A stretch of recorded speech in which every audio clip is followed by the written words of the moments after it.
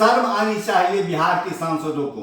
दिल्ली में इतना बड़ा घटना हो गया, हत्या हो गया, एक निरपराध निर्दोष 21 वर्षीय लड़का का हत्या कर दिया गया।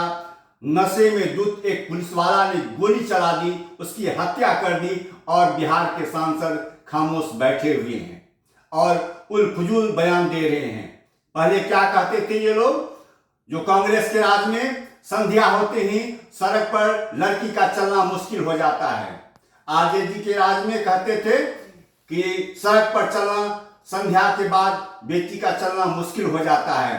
अब क्या हो रहा है, भाजपा मोदी के राज में जो सुरक्षित हाथों में कहा जाता है, सांसद लोग कहते हैं कि मोदी के हाथों में भारत है, मतलब सुरक्षित हाथों में भारत है, सब आजाद से घूम रहा है, देर रात तक महिलाएं आजाद से घूमती हैं, कोई कहीं दिक्कत नहीं हुई है। लेकिन अभी एक 21 वर्षीय लड़के की हत्या हो जाती है और कौन करता है हत्या, रक्षक ही भक्षक बन जाता है, रक्षक ही भक्षक बन गया। दिल्ली पुलिस के एक हेड कांस्टेबल ने नशे की हालत में एक 21 वर्षीय लड़के की हत्या कर दी, गोली चला करके हत्या कर दी और बिहार के सांसद मुंह में दही जमाए बैठे हुए हैं। आपको बता दूं कि बिहार के खगड़िया जिला के रहने वाले 21 वर्षीय युवक पांडव कुमार का 25 अप्रैल की देर रात लगभग 2 बजे में एक दिल्ली पुलिस के हेड कांस्टेबल ने नशे की हालत में गोली मारकर हत्या कर दी। पुलिस का नाम नीरज बताया जाता है। जब इस संबंध में पूर्व मुख्यमंत्री बिहार और वर्तमान में जो केंद्रीय मंत्री हैं श्री जीतन राम मांझी जी, उनको पूछा गया कि इस हत्या में जो बिहार के एक युवक को, निर्दोष युवक को हत्या कर दी गई, उसके बारे में आपको क्या कहना है, तो जीतन राम मांझी जी का कहना यह है कि उनका कहना है मार दिया तो मार दिया, इसमें कौन सी बड़ी बात है, पुलिस बिना किसी कारण या शंका के गोली नहीं चलाती, इसकी जांच होगी, जो दोषी हो जाएगा कार्रवाई की जाएगी। क्या ये बयान लालू के राज में जब इस तरह की हत्या होती थी तो वो देते थे? कांग्रेस की राज में अगर ऐसा होता तो ये देते? ममता बनर्जी के राज में अगर ऐसा होता तो देते? सीधे कहते कि ये लोग जंगल राज चला रहे हैं, प्रशासन पे इसका कोई पाबंदी नहीं है, पुलिस उदंड हो गया है, गुंडा राज चला रहे हैं ये लोग। लेकिन अब क्या हो रहा है, सुरक्षित हाथों में जब ये देश है, मोदी के हाथों में ये जब देश है, तो मोदी के राज में ये खूनी खेल क्यों हो रहा है? रात को अरे स्त्री तो क्या युवक का चलना मुश्किल हो गया है।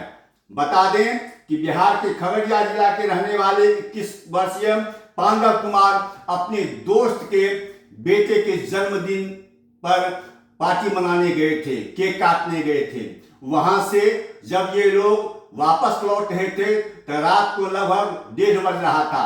सड़क पर आए, सड़क के एक किनारे ये लोग थे, दूसरे किनारे एक पुलिस वाला का घर था। ये लोग जो गाड़ी बुक किए थे उसका इंतजार कर रहे थे। उनके साथ 2 महिलाएं थी, 10 आदमी का टीम था पांडव कुमार के साथ। तो वो लोग गाड़ी में बिठा दिए और ये लोग बैग पर बैठ गए और चलने की मुद्रा में थे। इनका दोस्त का नाम है रुपेश। रुपेश के ही बेटे के जन्मदिन पर पांडव कुमार आए थे जन्मदिन मनाने के लिए।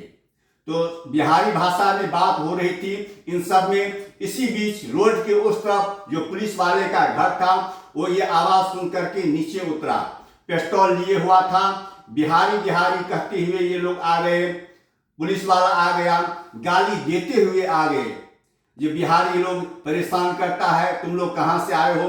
उन्होंने कहा मैं पार्टी मना के आ रहा हूँ, अब मैं घर जा रहा हूँ। तो तुम लोग बहुत गुंडा हो, उच्चक्के हो, बदमाश हो। मैं इतने दिन से यहाँ रह रहा हूँ लेकिन मेरे पास 2 धूर जमीन नहीं है, 2 गज जमीन नहीं है और तुम लोग बिहारी लोग यहाँ रह करके 2-2 मंजिला इमारत बना करके रह रहे हो, 2-2 मंजिला घर बना के रह रहे हो।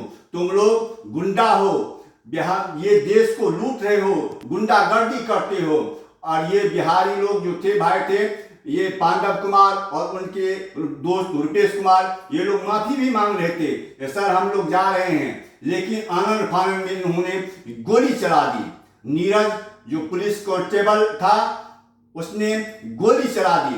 पांडव कुमार जो बैग पर बैठे हुए थे उनके पीछे एक मित्र थे कृष्णा। जब पांडव कुमार को गोली लगी तो उनको पार करते हुए कृष्णा को भी गोली लग गई। और उसके बाद ये पुलिस वाला देखिए कितना बड़ा जालिम है, उसने कहा ये तो अंबर गया, इसको किसी तरह आप लोग हॉस्पिटल ले जाओ। कितनी ईमानदारी दिखाई वो पुलिस वाले ने। तो उसका पांडव का जो दोस्त था, पांडव कुमार का जो दोस्त था रुपेश, उन्होंने 100 नंबर पर डायल किया, लेकिन 100 नंबर पर फोन नहीं लगा। फिर आनंद फानन में उसको उठा करके जो था हॉस्पिटल ले जाया गया, लेकिन रास्ते में ही पांडव का चूंकि मृत्यु हो चुका था और कृष्णा जो है अभी भी हॉस्पिटल में है। तो ये गुंडा राज मोदी के राज में चल रहा है और ये सारे सांसद मुंह में दही जमा के बैठे हुए हैं। अगर बिहार के सांसदों में खासकर जो भाजपा के सांसद हैं, बिहार के एनडीए गठबंधन के जो सांसद है बिहार के, मैं उन लोगों से कहना चाहता हूं कि अगर आप लोगों को थोड़ा सा भी शर्म बची हुई है शरीर में, अगर आत्मा जिंदा है, तो इसको लड़के को पांडव को न्याय दिलवाइए। वो एकमात्र सहारा था अपने घर का। उनके पिता को कैंसर है, उनका इलाज कैसे चलेगा? वो अपने परिवार का वही एक रक्षक था, देखभाल करता था।